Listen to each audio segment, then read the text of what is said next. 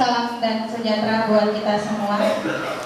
Terima kasih kepada Bapak Ibu Guru yang sudah meluangkan waktunya pada hari ini di Lab IPA UPTD SMP Negeri 1 Puri Besar dalam acara kegiatan diseminasi pemahaman konsep budaya positif, yaitu sebagai tugas saya calon guru penggerak angkatan ke-11 Kabupaten Bangka.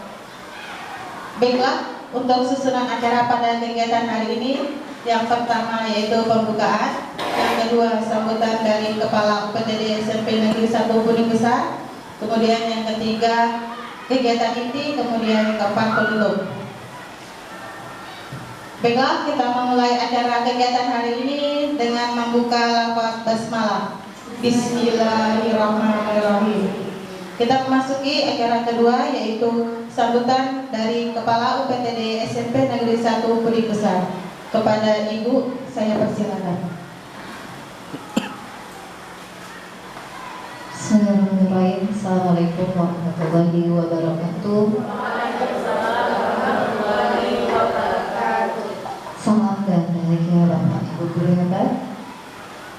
Alhamdulillah, puji syukur kita panjatkan kehadirat Allah Subhanahu wa taala, Tuhan yang Maha Esa, karena di hari momen-momen kemerdekaan Republik Indonesia ini, kita yang diamanahkan oleh Allah Subhanahu wa taala menjadi seorang pendidik masih diberikan nikmat kesehatan, nikmat waktu luang, nikmat keamanan dalam menjalankan tugas yang tidak semua orang di dunia ini mendapatkannya. Nah, nikmat inilah yang perlu kita syukuri dengan menjalankan amanah Allah ini dengan sebaik-baiknya untuk saling mengingatkan, menjadi pendidik dan tenaga kependidikan yang benar-benar menjalankan amanah sesuai dengan amanah perundang-undangan dan juga amanah secara amaliyah dan secara ibadah. Sholawat teriring salam senantiasa tercurahkan kepada teladan kita semua, yaitu manusia yang terbaik akhlaknya di muka bumi ini, manusia yang paling dicintai Allah, yang kita nanti-nantikan syafaatnya kalau dia berakhir. Semoga kita senantiasa meneladani beliau dalam sikap diamnya, dalam perkataannya maupun perbuatannya, sehingga telah mendapatkan syafaat di yaumul akhir. Amin ya rabbal alamin. Bapak Ibu, hari ini kita alhamdulillah mendapat kesempatan untuk mendengarkan diseminasi Ibu Jessica Listarningsih selaku calon guru penggerak angkatan 10 ya. 10 ya. Yang kita alhamdulillah walaupun tidak ikut program guru penggerak juga gitu ya, tetapi bisa mendapatkan atau mendengarkan sedikit banyak materi terkait dengan disiplin positif. Ini menurut saya penting juga karena kemarin ketika Bapak Ibu mengambil RHK-nya itu tentang disiplin positif di semester yang kemarin, masih banyak dari kita yang belum paham apa sih itu segitiga restitusi, ya. Apa saja sih posisi kontrol yang dapat kita lakukan. Kemudian bagaimana Danielson menyatakan bahwa manusia itu motivasi untuk berubahnya itu yang benar tuh yang dari mana harusnya, apakah dari luar ataukah dari dalam, apakah melalui penghargaan ataukah melalui hukuman, ataukah dari dalam diri manusia itu sendiri. Nah, ini yang perlu kita pelajari bersama, ya, karena sekali lagi sebagai sekolah penggerak, kita Bapak Ibu harus paham disiplin positif yang dimaksud di dalam kurikulum Merdeka itu seperti apa. Dimulainya dari mana? Membuat keyakinan kelas, kemudian membuat kesepakatan bersama, lalu dilanjutkan dengan 5 posisi kontrol mana yang terbaik yang harus kita lakukan, kemudian seperti apa nanti segitiga restitusi itu, bagaimana penerapannya, ya. Jadi ini yang perlu kita pelajari bersama Bapak Ibu, karena sekali lagi sebagai bahan evaluasi di semester kemarin masih banyak Bapak Ibu yang belum paham apa sih Bu posisi kontrol dan segitiga restitusi. Kemudian saya sampaikan kepada Bapak Ibu untuk silakan Bapak Ibu baca tentang disiplin positif di PMR, ikuti pelatihan mandirinya. Dan di sini hari ini alhamdulillah kita diberikan Allah kesempatan untuk mendengarkan paparan dari Ibu Jessica Listarningsih seperti apa sih disiplin positif itu, ya. Bapak Ibu sekali lagi di dalam pembelajaran itu selalu berkembang teori-teori. Ya, kalau di dalam ilmu sains saya juga kurang paham ya, karena ilmu saya juga tidak terlalu banyak. Tapi di dalam sains itu yang namanya teori itu nanti akan terbantahkan jika ada teori baru yang lebih kuat dengan melalui sistematika metode ilmiah yang jelas, pembuktiannya seperti itu. Beda dengan hukum ya, kalau seperti hukum Pythagoras, hukum Newton itu sampai hari ini tuh dia tetap akan berlaku. Tetapi yang namanya teori, termasuk teori disiplin positif ini, kemudian teori segitiga restitusi, teori 5 posisi kontrol, itu adalah sebuah teori yang nanti bisa dibantahkan atau bisa diganti dengan teori lain yang menurut kita dia lebih faktual misalnya, atau dia lebih otentik atau lebih sahih dalam pembuktiannya. Nah itu bisa digunakan Bapak Ibu.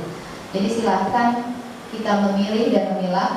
Ya, tetapi di dalam kurikulum Merdeka sebagai PPK yang ada di sekolah penggerak, Bapak Ibu lebih banyak atau kurang sedikitnya itu harus paham tentang disiplin positif, bagaimana membentuk budaya disiplin positif, kemudian posisi kontrol terbaik yang harusnya dilakukan oleh Bapak Ibu guru, dan bagaimana menyikapi pelanggaran melalui segitiga restitusi.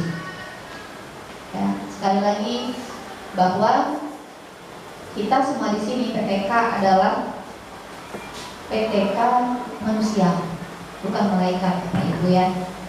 Jadi mungkin kita akan melakukan kesalahan, bukan mungkin, tapi memang tiap hari kita melakukan kesalahan. Tidak ada orang yang maksum, bahasanya dalam bahasa Islam itu, tidak ada orang yang maksum yang bebas dari dosa. Bahkan Nabi pernah ditegur oleh Allah Subhanahu Wa Taala, tapi kan kita beda kapasitasnya dengan Nabi. Kalau Nabi tegurannya langsung dari Allah, ya, supaya tidak berlarut-larut. Kita melihat bagaimana Nabi Yunus ditegur oleh Allah Subhanahu Wa Taala masuk ke dalam perut ikan hiu. Kalau kita, apalagi kita gitu kan, yang jauh dari kapasitas Nabi dan Rasul, apalagi dari kapasitas bahasa malaikat, bukan masuk golongan para sahabat Nabi juga, bukan golongan para tabi'in, para tabi'in, para salafus soleh, kita masih di bawah kelasnya abad-abad yang sangat jauh gitu ya dari mereka. Pastinya kita lakukan kesalahan setiap hari. Nah, disitulah fungsinya teman Bapak Ibu, untuk saling mengingatkan di dalam kebaikan. Karena sebaik-baiknya teman adalah teman yang selalu mengingatkan kamu untuk berjalan di jalan yang lurus. Itu mungkin yang dapat Ibu sampaikan. Jadi kita dalam bergerak gitu ya, dalam bekerja pastinya melakukan kesalahan. Namun sebaik-baik manusia yang melakukan kesalahan adalah manusia yang berkaca dan merefleksi dari kesalahannya dan berusaha untuk memperbaiki kesalahan itu agar tidak terulang berkali-kali. Itu saja mungkin yang dapat Ibu sampaikan. Terima kasih atas kerjasama Bapak Ibu selama ini dalam membangun sekolah penggerak hampir 2 tahun ini. Sekarang kita baru masuk tahun kedua Bapak Ibu ya. Jadi memang mohon amanah yang diberikan kepada kita semua tidak dijadikan sebagai beban oleh Bapak Ibu guru. Saya harus membuat modul ajar, harus membuat program bagi kelas dan sebagainya, harus membuat laporan observasi, membuat ini, membuat itu. Dijalani saja Bapak Ibu ya. Jangan dijadikan beban bagi Bapak Ibu, karena sejatinya kebahagiaan itu Bapak Ibu lah yang menciptakannya, bukan orang lain. Terima kasih atas perhatiannya. Mohon maaf jika ada salah kata-kata yang kurang berkenan. Pada Allah saya mohon ampun. Yang benar itu hanya datang dari Allah semata. Kesalahan itu semuanya berasal dari saya pribadi. Wabillahi taufiq wal hidayah. Assalamualaikum warahmatullahi wabarakatuh. Terima kasih kepada Ibu Primasih yang sudah memberikan sambutannya. Baik, kita lanjutkan acara ketiga, yaitu kegiatan inti yang akan dibawakan oleh saya sendiri. Assalamualaikum warahmatullahi wabarakatuh. Terima kasih kepada Bapak Ibu guru yang telah meluangkan waktunya untuk bisa mengikuti kegiatan ini, yaitu diseminasi atau sharing atau pemaparan dari saya tentang pemahaman konsep budaya positif sebagai tugas saya calon guru penggerak angkatan ke-11 Kabupaten Bangka. Nah, di sini kita santai saja ya Bapak Ibu ya. Jadi kita diseminasi ini yaitu Ibu akan memaparkan, kemudian kita akan sesi tanya jawab, kemudian kita akan berdiskusi tentang budaya positif yang mana yang nantinya kegiatan ini akan menambah wawasan Bapak Ibu guru yang nantinya akan kita terapkan di sekolah impian kita, dan nanti kita dapat mewujudkan visi sekolah kita seperti apa. Baik, kita lanjutkan.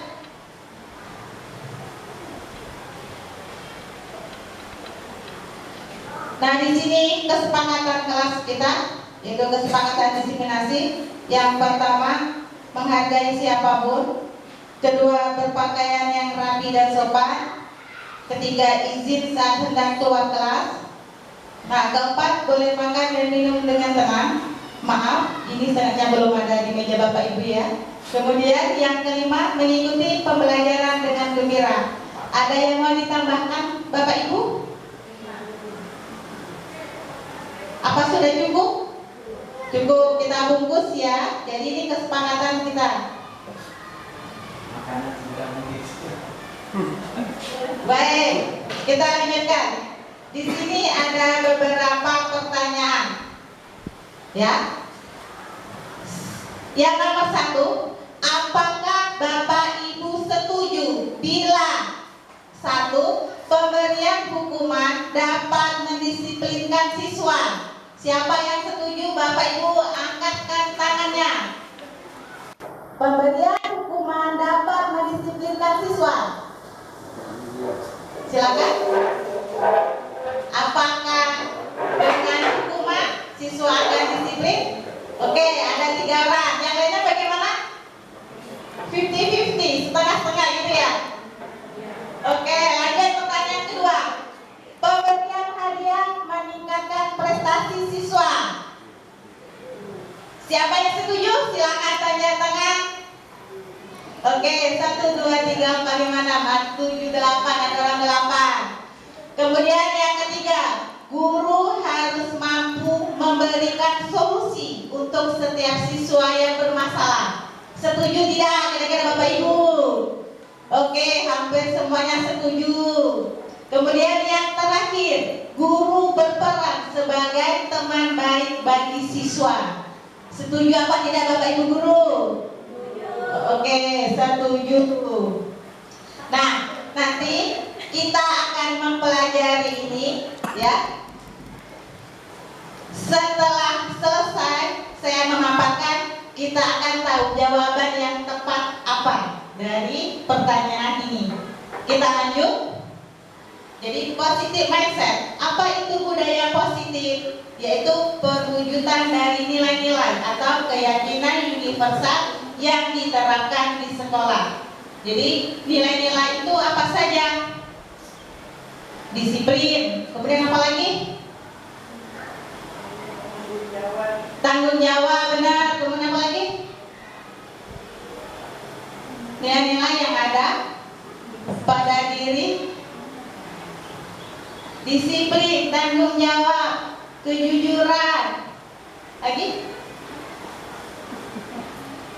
Mandiri. Apa lagi? Oke, lanjut. Apa lagi? Berprestasi. Oke. Kita lanjut ya. Itu adalah nilai-nilai dari universal. Nah, di sini saya akan memaparkan konsep-konsep inti untuk menciptakan budaya positif itu ada 6. Yang pertama, disiplin positif itu sendiri. Kemudian yang kedua, motivasi perilaku manusia.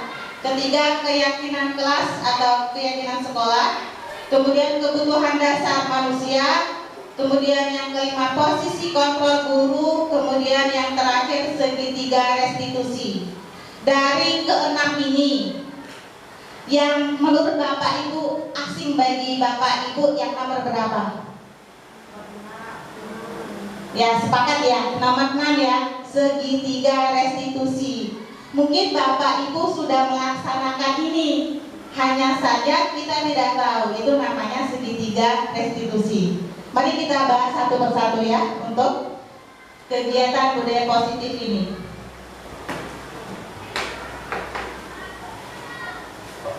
Oke, baiklah.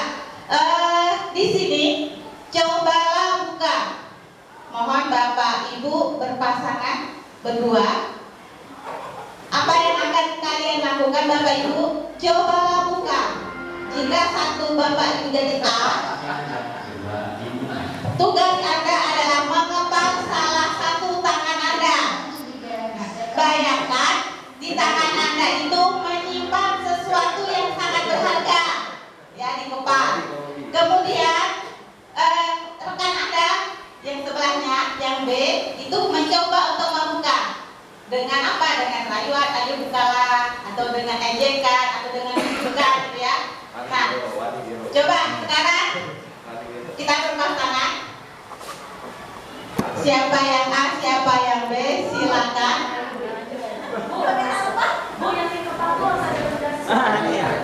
Gak usah diibaratkan, bayangkan aja kalau itu ada yang berharga, gitu ya. Sudah, silakan. Ya, Bapak Ibu.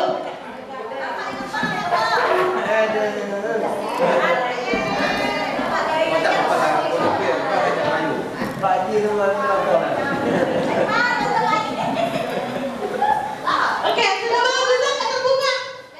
Ayo silakan. Bisa terbuka nggak? Sudah dimulai. Pak Mayuri bisa dengan Pak Marsani. Nah, itu yang melakukan, tidak lihat. Mbak budaya dengan Ibu Ana bisa. Satu aja. Oke, dimulai, silakan. Bisa dirayu dengan tunjukkan.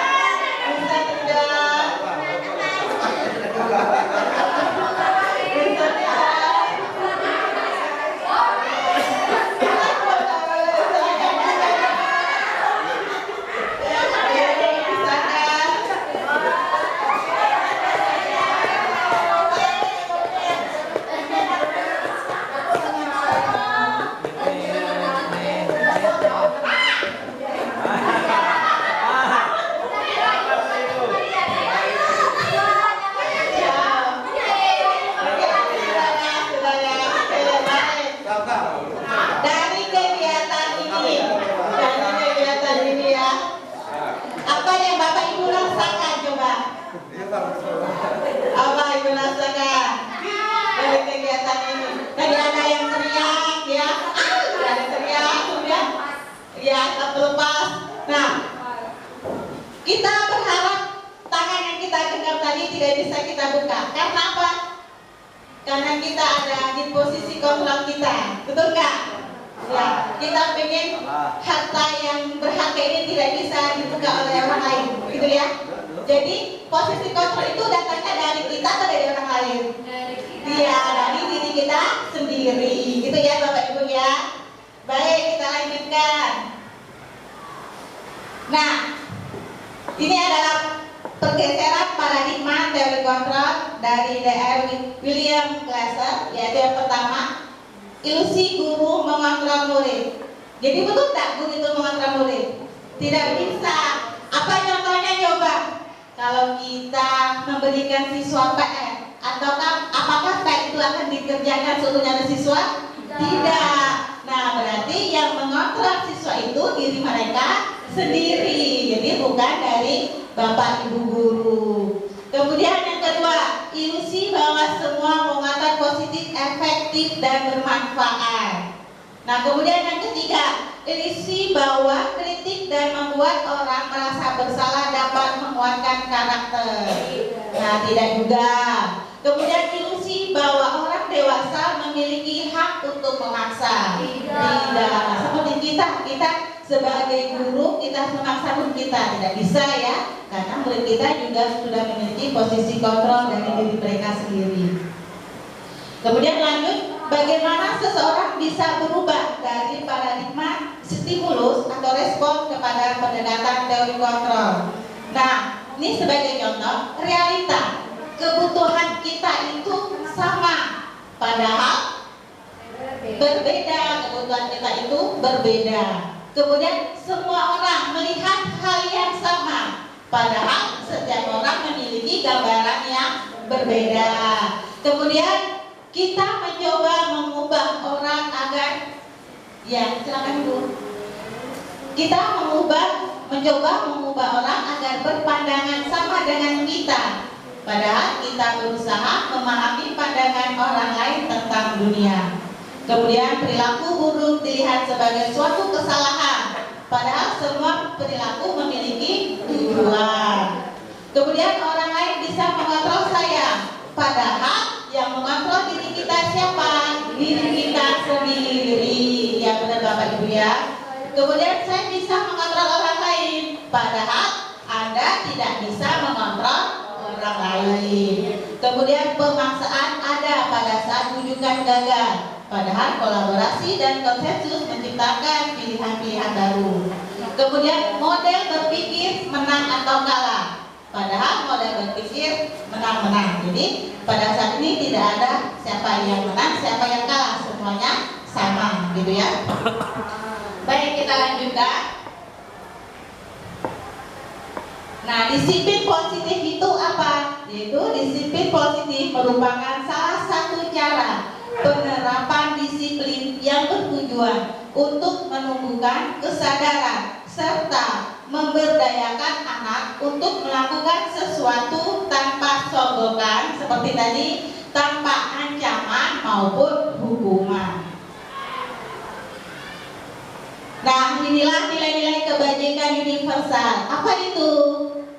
Yang ada pada profil pelajar Pancasila yang sudah sering kita nyanyikan, yaitu beriman bertakwa kepada Tuhan yang Maha Esa dan berakhlak mulia. Kemudian berbinekaan global, kemudian bergotong royong, mandiri, kemudian kreatif dan bernalar kritis. Nah, ini motivasi perilaku manusia.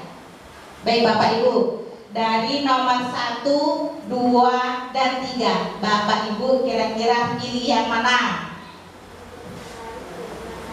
Nomor 1, untuk menghindari ketidaknyamanan atau hukuman.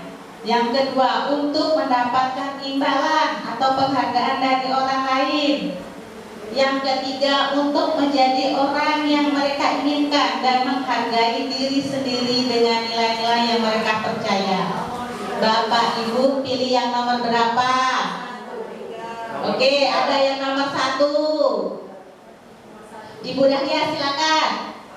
Nomor 1, baik. Ada lagi?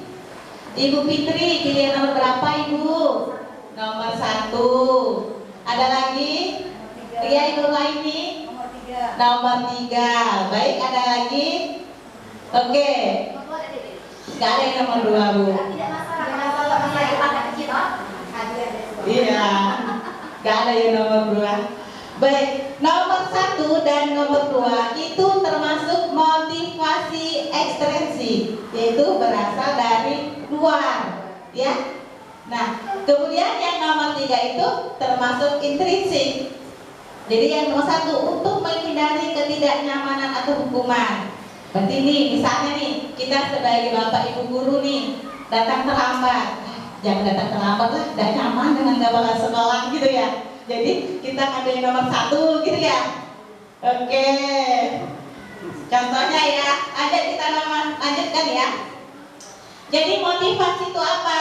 Dorongan yang timbul pada diri seseorang secara sadar atau tidak sadar untuk melakukan sesuatu tindakan dengan tujuan tertentu. Nah, konsep disiplin dengan identitas gagal itu ada hukuman. Nah, kalau hukuman itu terus-menerus kita lakukan, apa yang akan dirasakan anak didik kita sebagai bapak ibu guru? Nah, mungkin dia akan merasa tersakiti, jadi menyakitkan, kemudian tidak nyaman, kemudian ada sedikit memaksa, murid menjadi takut, kemudian murid menyembunyikan kesalahan, dan murid menjadi rendah hati. Kemudian kalau kita kasih penghargaan atau hadiah, nah itu nanti yang pertama itu tidak efektif, kemudian merusak hubungan sifat diri. Misalnya, dia itu pintar ya, juara 1 sering mendapat hadiah, kita ada yang juara 2 dan dapat hadiah. Itu nanti ada sifat dirinya. Kemudian yang ketiga, mematikan kreativitas. Nah, padahal yang juara 2 yang juara 3 juga bagus, gitu kan? Tapi tidak mendapat penghargaan. Kemudian yang keempat, menghukum dengan sistem ranking. Kemudian yang kelima, merampas hak menghargai dirinya. Nah, ini konsep disiplin dengan identitas sukses. Konsekuensi itu penguatan jangka pendek. Kemudian yang kedua, perlu memonitoring berkelanjutan. Kemudian stimulus atau respon. Kemudian murid menghormati peraturan. Kemudian yang kelima, kehilangan waktu untuk merenungi kesalahan. Kemudian restitusinya, murid bertanggung jawab atas perilakunya. Yang kedua, fokus pada pemecahan masalah jangka panjang. Kemudian ketiga, murid menghormati dirinya dan orang lain. Kemudian yang keempat, teori kontrol, yaitu dirinya memegang kontrol. Jadi siswa itu memegang kontrol dirinya sendiri, bukan bapak ibu guru. Kemudian yang lima, murid bersemangat memperbaiki kesalahan. Nah, hukuman, konsekuensi, dan restitusi. Jadi dalam menjalankan peraturan ataupun keyakinan kelas sekolah, bila mana ada suatu pelanggaran, tentunya sesuatu harus terjadi. Nah, untuk itu kita perlu meninjau ulang tindakan penegakan peraturan atau keyakinan kelas kita selama ini, atau perlu dirubah atau tidak, gitu ya, keyakinan kelas tadi. Kemudian tindakan tersebut terhadap suatu pelanggaran pada umumnya berbentuk hukuman atau konsekuensi. Sedangkan restitusi adalah proses menciptakan kondisi bagi murid untuk memperbaiki kesalahan mereka, sehingga mereka bisa kembali pada kelompok mereka dengan karakter yang lebih kuat.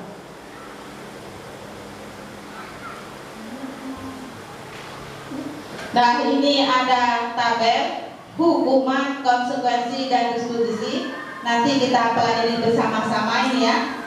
Jadi hukuman itu sesuatu yang menyakitkan dan harus terjadi. Konsekuensi itu sesuatu yang harus terjadi. Sedangkan restitusi itu merupakan pilihan. Ya, nanti kita akan mempelajari tabel ini. Nah, berdasarkan bagian di atas, berikut adalah penjelasan tentang hukuman, konsekuensi, dan restitusi. Hukuman itu apa? Hukuman itu tidak terencana, bersifat mencatat dalam buku kalimat saya tidak akan terlambat lagi karena keterlambatan ke sekolah. Itu merupakan hukuman atau konsekuensi. Bapak Ibu, hukuman. Simpan ya. Nomor 1 merupakan hukuman. Setuju nggak Bapak Ibu? Setuju. Yang kedua, lari mengelilingi lapangan basket 2 kali karena terlambat hadir di sekolah. Setuju tidak Bapak Ibu? Itu termasuk hukuman atau konsekuensi? Hukuman. Nomor 1 hukuman, nomor 2 hukuman. Baik, yang ketiga, membersihkan coretan yang dibuatnya di meja tulis. Ini merupakan hukuman atau konsekuensi Bapak Ibu? Konsekuensi. Nomor 3 konsekuensi. Nomor 4, murid diminta untuk push up 15 kali karena tidak menggunakan masker ke sekolah. Nah, ini merupakan hukuman atau konsekuensi? Hukuman. Baik, yang kelima, menggantikan kertas tugas teman yang telah dicoret-coret. Ini merupakan konsekuensi. Baik, kita lihat jawaban Bapak Ibu benar atau tidak ya. Nah, nomor 1 itu adalah konsekuensi, ya. Nomor 2 adalah hukuman. Membersihkan coretan yang dibuatnya di meja tulis itu konsekuensi. Kemudian murid diminta untuk push up 15 kali karena tidak menggunakan masker ke sekolah, itu hukuman. Kemudian menggantikan kertas tugas teman yang telah dicoret-coret, itu konsekuensi. Kita lanjut ya Bapak Ibu.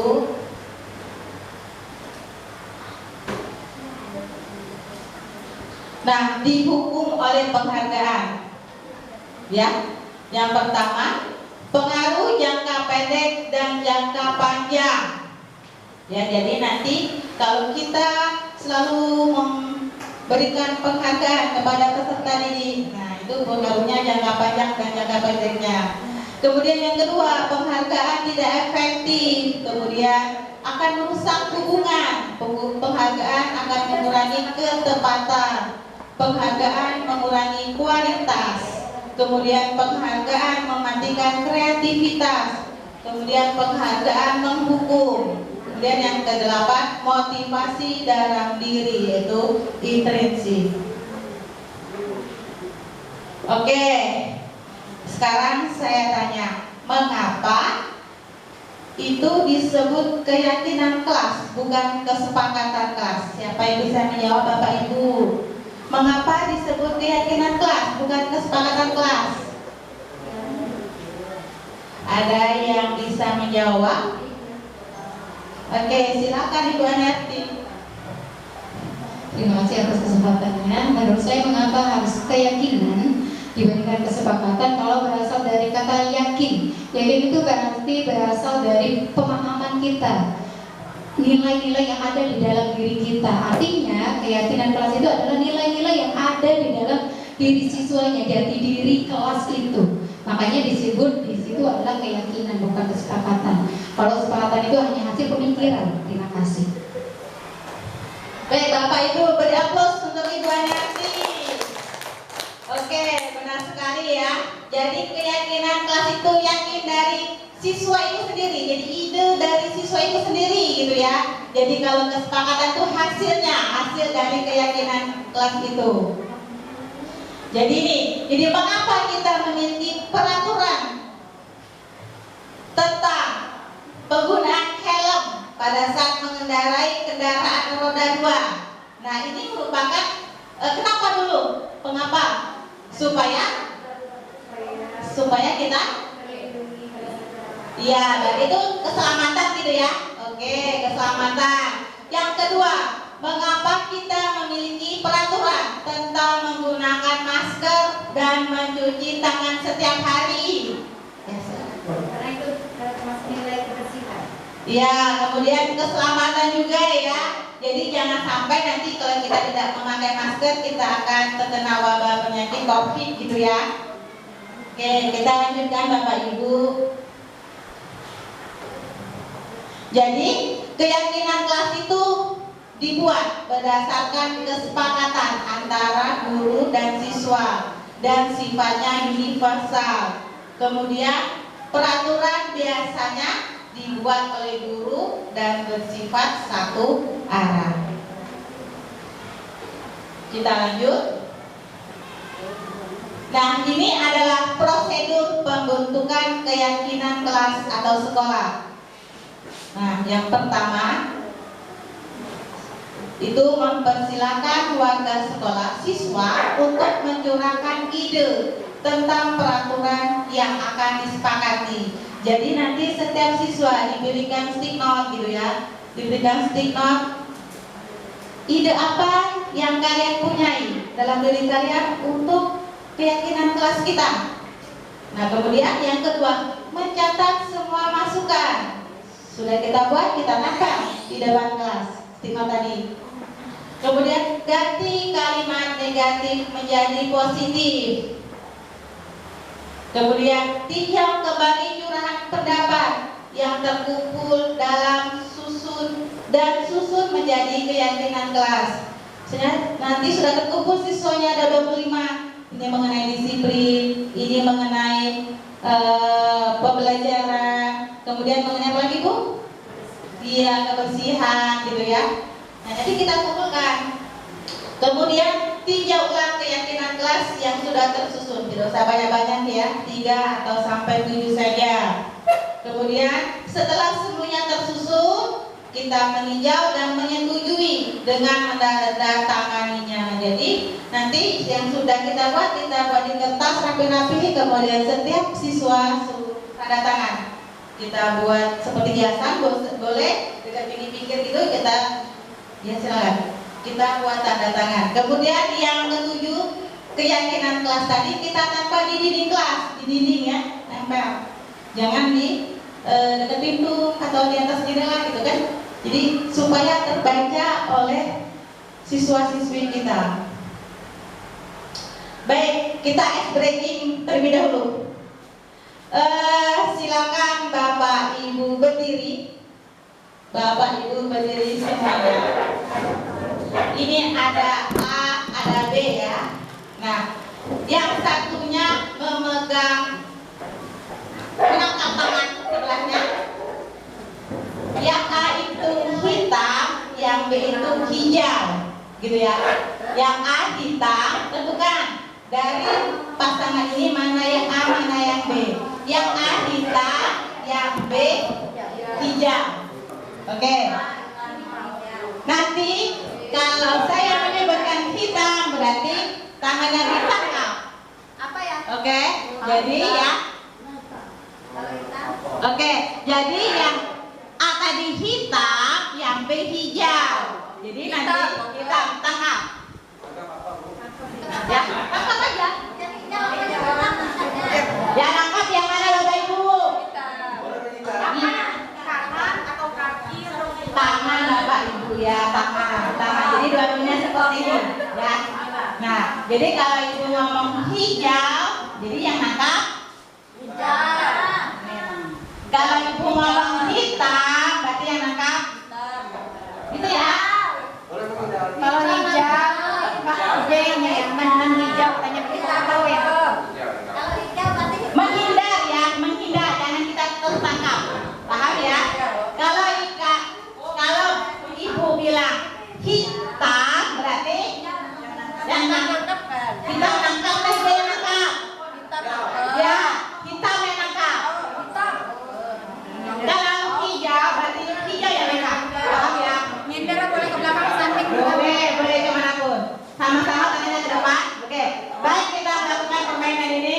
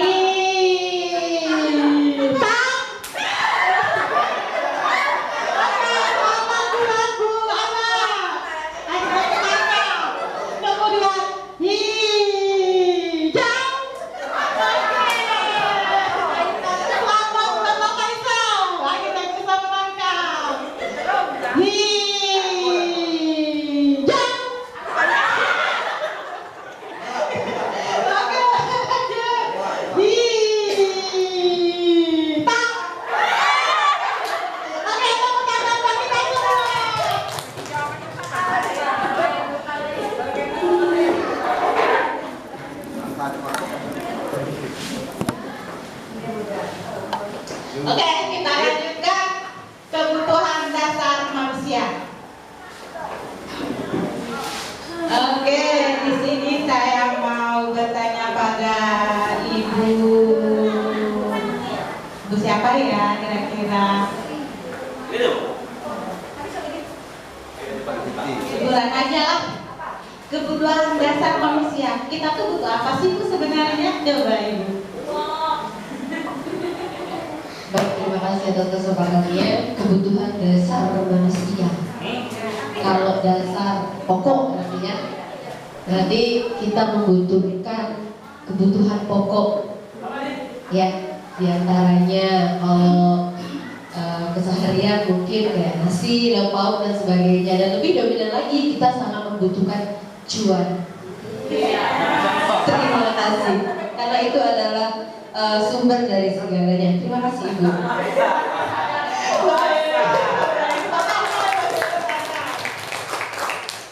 Jadi benar ya, cuan itu tidak bisa kita hindari ya. Harus kita tangkap dan kita kejar gitu ya. Karena merupakan suatu apa itu? Sumber kebahagiaan. Oh, sumber segalanya. Bukan mata air ya sekarang ya. Sumber segalanya cuan ya. Cuan. Baik. Kalau menurut Ibu siapa ya? Satu lagi. Coba Ibu Martia. Kita seorang manusia itu butuh apa sih Bu dalam hidup Ibu? Menurut pendapat saya, kebutuhan dasar kita harus selain yang tadi yang sebelum berangkat, kita juga butuh ilmu ya. Karena segala sesuatu itu harus ada panduannya ya. Jadi menurut saya itu aja. Baju sama. Oke. Oke, satu lagi Ibu Roaini. Menurut Ibu nih, kebutuhan dasar manusia itu apa sih Bu? Kebutuhan dasar Ibu Roaini, saya mau tahu apa ya Bu ya? Mohon izin Bapak Ibu. Kalau menurut saya pribadi, kebutuhan dasar saya, bukan kebutuhan manusia ya, adalah yang pertama kebahagiaan.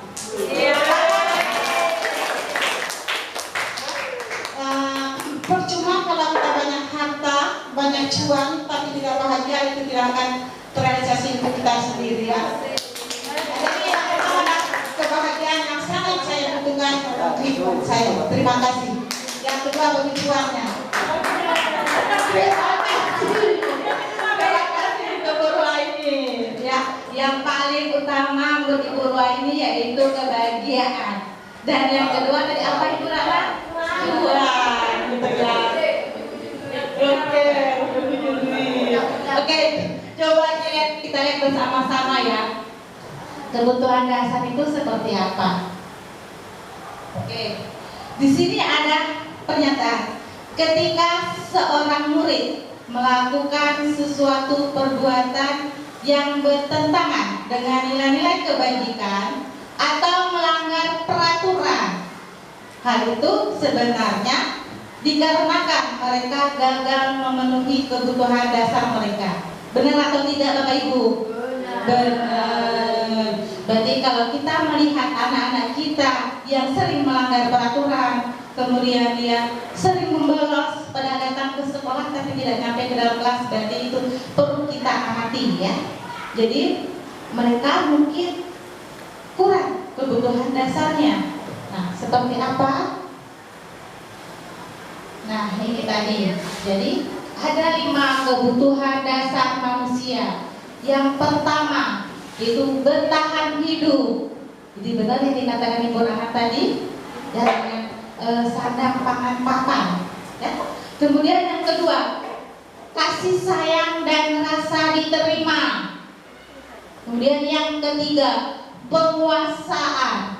Yang keempat, kebebasan. Dan yang kelima, kesenangan atau kebahagiaan. Oke, kita lanjut. Nah, ini ada pernyataan seperti ini. Nah, aku senang main kejar-kejaran dengan ibu guru. Seru. Nah, itu termasuk yang mana tadi? Kesenangan. Oke, termasuk kesenangan yang kelima ya. Oke,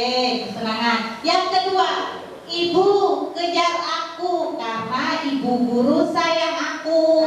Berarti ya, oke, kasih sayang dan rasa diterima. Yang ketiga, aku hebat kan, bisa bikin ibu guru kejar aku. Berarti ini ya penguasaan. Kemudian aku bosan belajar mewarnai terus di dalam kelas. Nah ini jadi kebutuhan dasar ini yaitu kebebasan. Ya, oke, benar ya. Kita lanjut. Nah, ini ada studi kasus. Kelihatan nggak? Gue bacakan ya. Ibu Zuleha, guru wali kelas 9. Kemudian dia bingung menghadapi ulah salah satu murid di kelasnya, yaitu Tommy. Beberapa anak telah mengeluhkan Tommy dengan seringkali meminta bekal makan siang mereka dengan paksa. Jika Anda menghadapi situasi seperti Ibu Zuleha, apa yang akan Anda lakukan?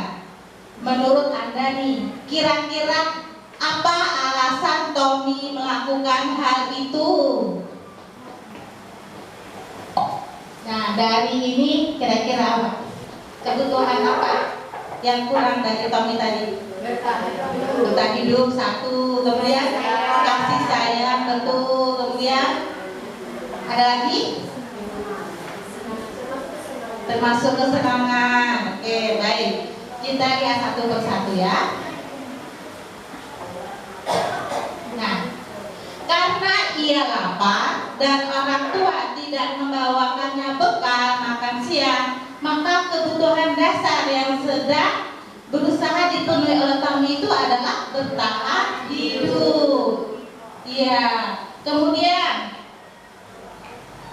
alasan kedua, karena dia merasa senang temannya jadi memperhatikan dia.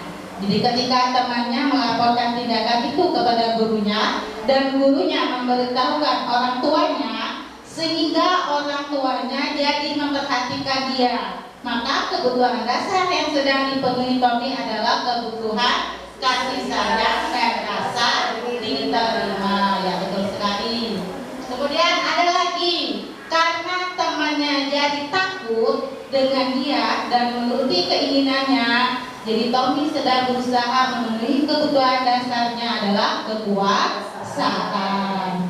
Kemudian karena dia merasa bosan dengan bekal makanan yang dibawakan ibunya dari rumah, karena ibunya selalu membawakan bekal yang sama atau malah tidak membawa bekal dan mencoba makan teman-temannya yang beragam, maka Tommy sedang berusaha memenuhi kebutuhannya, yaitu kebebasan. Baik, kita lanjutkan dunia berkualitas saya. Oke, berbicara dengan dunia berkualitas nih, menurut Bapak Ibu nih, album kenangan seperti apa? Album kenangan ya. Album kenangan seperti apa yang akan Bapak Ibu simpan di dalam kehidupan Bapak Ibu? Coba kita lihat satu-satu.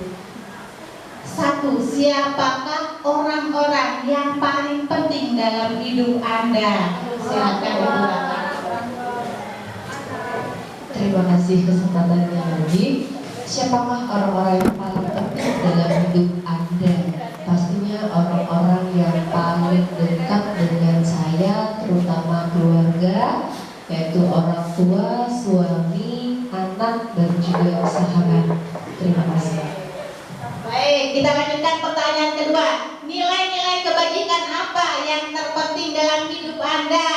Nilai kebajikan dalam hidup Anda ya.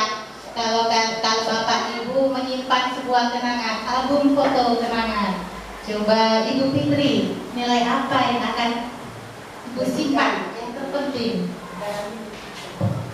Terima kasih kesempatannya untuk Ibu Jessica. Nilai-nilai kebajikan yang saya simpan, yaitu mungkin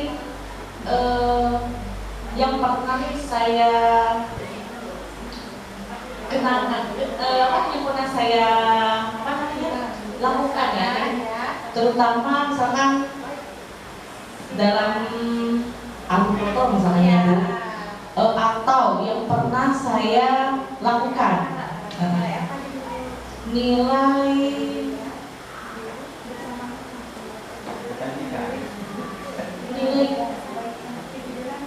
iya mandiri, paling banyak itu mandiri sih Bu, masa lalu. Oke, terima kasih. Jadi menurut Ibu Fitri nilainya mandiri yang akan menjadikan album kenangan dia albumnya. Ya mungkin ada sesuatu ya, jadi bisa mandiri gitu ya. Oke, lanjut yang ketiga. Kalau Anda menjadi orang yang ideal, karakter atau sifat apa yang Anda paling inginkan ada pada diri Anda? Silakan Ibu Hana. Terima kasih atas kesempatannya Bu Jessica. Kalau Anda menjadi orang yang ideal, karakter atau sifat apa yang Anda paling inginkan ada pada diri Anda? Saya ingin seperti orang lemah lembut. Karena kejujuran satu, jujur adalah sifat yang paling saya lakukan. Kemudian jujur, kedua sifatnya lemah lembut Bu. Sopan santun itulah yang saya inginkan Bu. Terima kasih. Kemudian pertanyaan keempat, apa pencapaian Anda yang Anda sangat banggakan saat ini? Silakan Ibu Mardia. Terima kasih Bu Jessica. Kesempatan yang kedua lainnya. Empat ya. Apa pencapaian Anda yang sangat banggakan? Ya, pencapaian ya, alhamdulillah tahun 2003 saya banggakan bisa mencapai P3K dan juga mencapai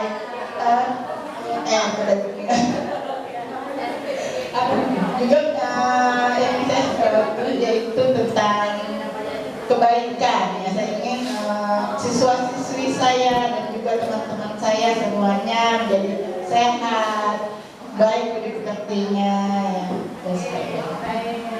Terima kasih Ibu Mardia. Jadi menurut Ibu Mardia, pencapaian apa yang sangat saya banggakan? Alhamdulillah Bu Mardia sudah diterima P3K, kemudian sudah lulus sertifikasinya, PPG-nya gitu ya, dan yang lain gitu ya.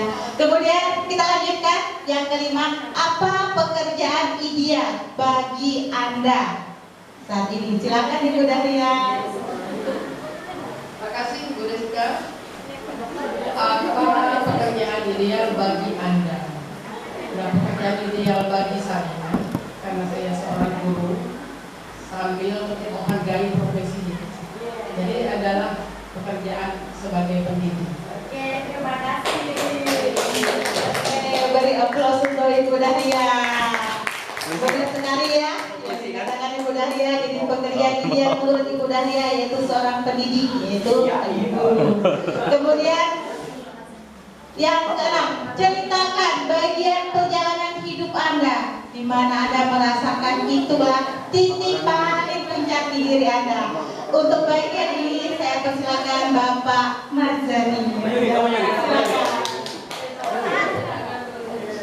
Terima kasih Ibu. Apa tadi ceritakan bagian perjalanan hidup Anda di mana Anda merasa ibadah puncak Saya sulit sekali menceritakan ini karena tidak ada sampai sekarang saya belum mencapai titik puncak saya rasa karena ya mungkin cita-cita saya belum sampai di sana ya. Kalau cita-cita yang terakhir itu kalau bisa ke kedua mengunjungi tempat Allah ya, rumah Allah itu sampai sekarang saya belum tercapai, insya Allah nanti ya mungkin. Jadi mungkin yang paling bahagia bagi saya ketika saya bisa mendampingi ibu saya almarhumah ketika sakit. Dan waktu gaji saya pada saat itu masih baru kontrak, saya sempat menitipkan kepada ibu saya gaji 3 bulan pertama. Itu yang sampai saat ini yang mungkin baru berkesan, ya baru yang mungkin yang saya kenang sampai hari ini. Mungkin saya terima kasih. beri aplaus untuk Bapak Manjani. Oke, dari titik puncaknya belum terasa karena Pak Manjani insya Allah pengen naik haji gitu ya. Kita doakan bersama-sama ya. Amin. Semoga Pak Manjani segera melakukan perjalanan ibadah hajinya. Amin ya rabbal alamin. Kemudian pertanyaan ke-7, apa yang paling bermakna dalam hidup Anda? Yang paling bermakna dalam hidup Anda. Silakan kepada Ibu Indah. Coba Ibu Indah, apa yang bermakna dalam hidup Anda itu? Terima kasih Bu Desi. Menurut saya semua ibadah dalam hidup saya bermakna semuanya. Tapi yang paling bermakna sekali ketika saya berguna bagi orang lain. Oke. Ibu Indah. Jadi menurut Ibu Indah bermakna dalam hidupnya karena kalau hidupnya berguna bagi orang lain, ilmunya tersalur, bisa membantu orang lain gitu ya. Yang luar biasa ya Ibu Indah ya. Kemudian kita lanjutkan posisi kontrol guru. Ini ada 5. Posisi kontrol guru. Yang 1 penghukum, kedua pembuat rasa bersalah, ketiga teman, keempat pemantau, kelima manajer.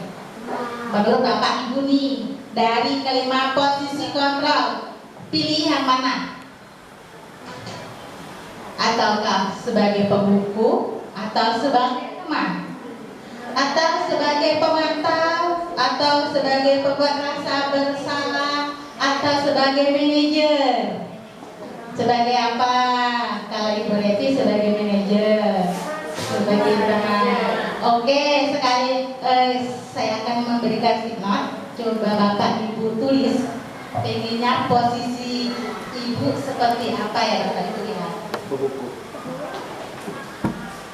Boleh satu. Yang paling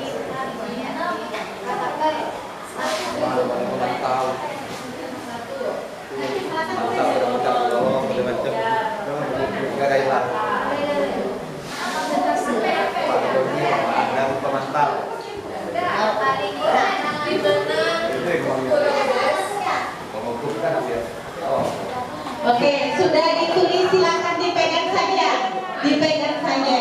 Oke, karena akan kita dipegang seperti apa? Oke, dipegang saja ya. Pilih salah satu ya, pembuku, pembuat rasa bersalah, teman, pemantau, atau manajer. Oke, kita lanjut. Simpan dulu jawaban Bapak Ibu. Membuat rasa masalah. Nah, ini contoh penerapan 5 posisi kontrol. Murid tidak memakai atribut lengkap saat upacara bendera. Nah, kalau sebagai posisi penghukum, patuhi aturan sekolah, lalu berdiri di barisan lain. Kemudian pembuat merasa bersalah. Berapa kali? Siapa tadi? Siapa yang menghukum tadi? Siapa tadi? Oke, pembuat merasa bersalah. Berapa kali Bapak bilang sama kamu, Bapak kecewa sama kamu? Dan sebagai teman, ayolah yang tertib, buat Bapak Ibu guru bangga dengan kalian. Kali ini tidak apa-apa berbuat salah. Kemudian sebagai pemantau, kamu sudah melanggar apa peraturan sekolah kita dan apa konsekuensinya. Kemudian sebagai manajer, apakah kamu tahu kesalahan kamu? Kira-kira bagaimana cara kamu akan memperbaiki kesalahan kamu ini? Gitu ya. Oke, kita lanjut. Nah, kita akan menonton video terlebih dahulu ya.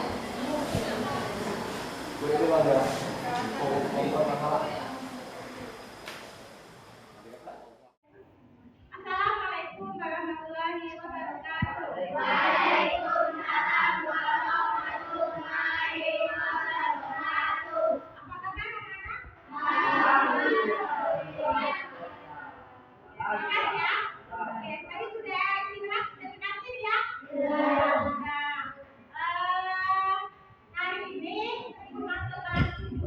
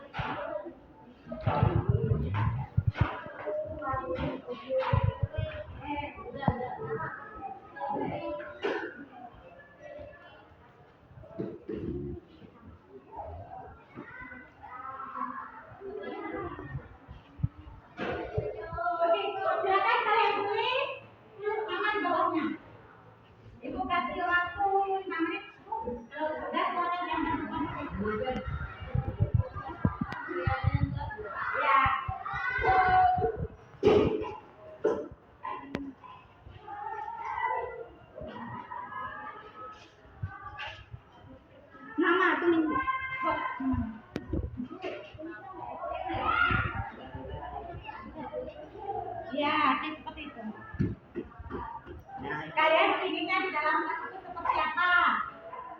Rumah dalam kelas seperti apa? Satu saja ya, satu orang satu aja ya. Ikut aja. Ya, satu orang satu aja. Sudah ya, sudah mana?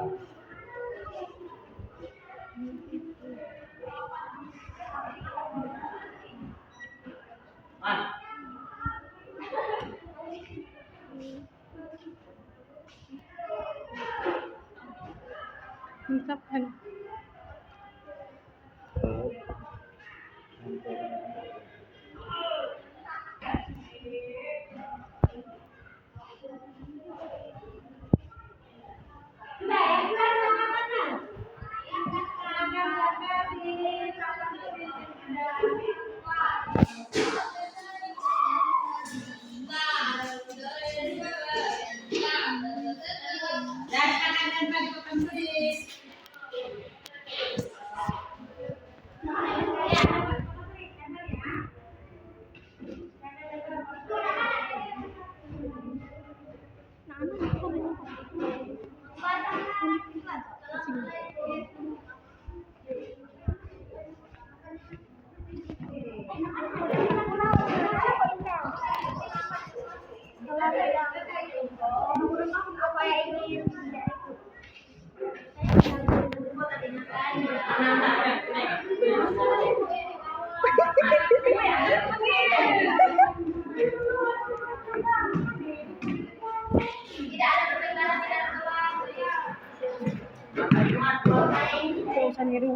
Dapat di Aduh.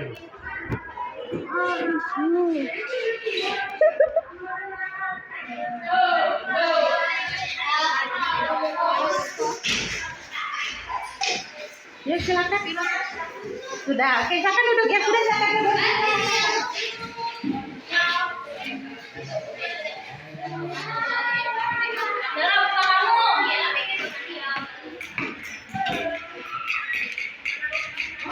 Lurus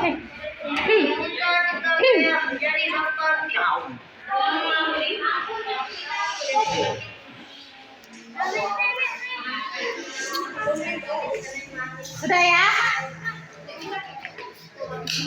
Oke. Akan dipercayakan